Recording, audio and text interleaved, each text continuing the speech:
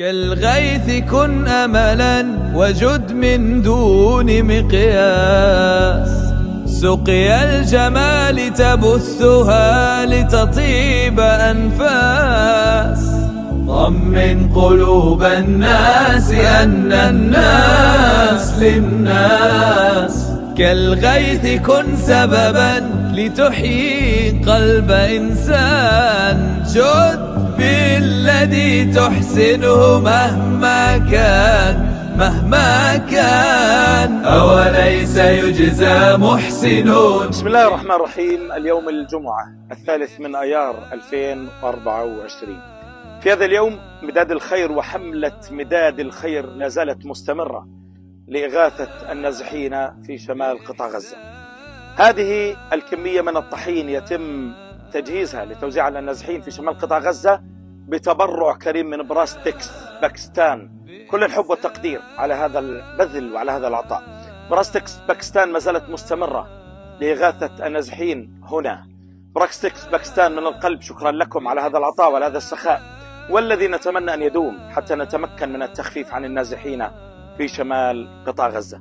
براستكس باكستان من القلب شكرا لكم. أملا وجد من دون مقياس، سقيا الجمال تبثها لتطيب أنفاس.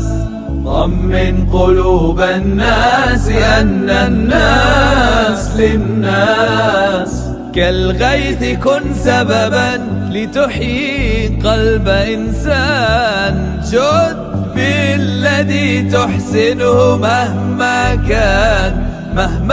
كان أوليس يجزى محسنون إلا بإحسان.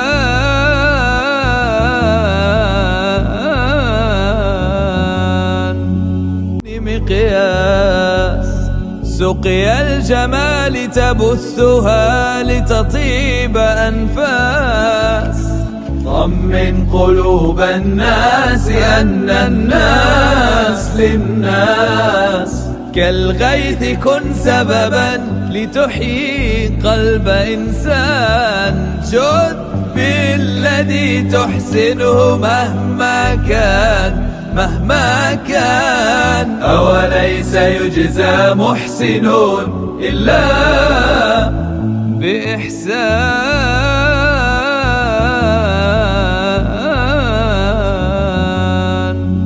لتبثها لتطيب أنفاس.